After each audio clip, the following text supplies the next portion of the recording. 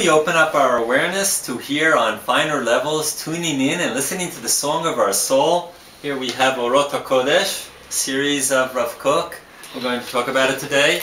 We prepared a special CD, meditation-based, inspired by the writings of Rav Kook.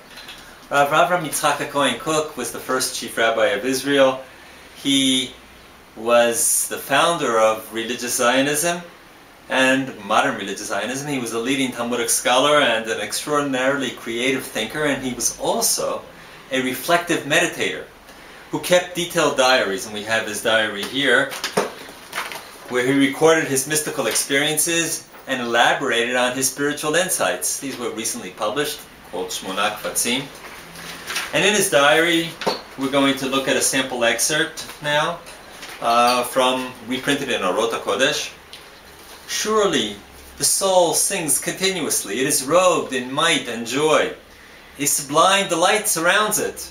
And a person needs to elevate himself to the lofty heights of meeting his soul, of recognizing its spiritual imprints, the flap of its wings, filled with the majesty of the Holy of Holies. And he should always be ready to listen to the secret of its holy discourse. In order to exit the busy life of doing, Rav Kook advises a spiritual practice to enhance awareness of transcendence, being, and the divine experience, divine presence. He suggests going beyond the egoistical self and exploring the depths of a higher soul.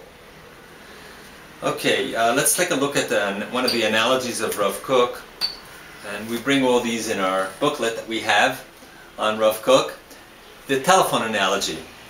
And this was not too long after Alexander Graham Bell invented the telephone in 1876, but way before the time of cell phones. And let's see what he talks about. We listen to voices of holy discourse from the heavens. We receive the impressions that are revealed, the sparkling lightning flashes from the heights of the soul and its roots. The telephone rings and the voice is heard.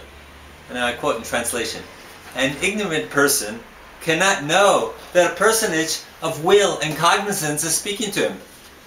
He may well think that this is a mechanistic speech, devoid of spiritual life.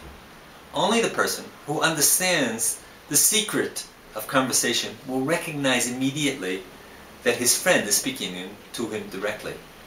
Now, before you jump up and say that hearing voices is a bit far out, and if it works, it's only as a kind of prophetic experience that is good for mystics, not for ordinary people, my answer is that the meditative experience is to fine-tune our inner listening, to hear what is happening inside, an intuitive, spiritual type of hearing or seeing. Rav Kook describes how we can listen to the song of our soul. There he says we can experience a freedom that's grounded in truth, in joy, in goodness. You're invited to write to us, and we'll send you our booklet and our CD with the meditative experiences of Rav Kook, and you can begin to experience, to hear, to listen to the song of your soul.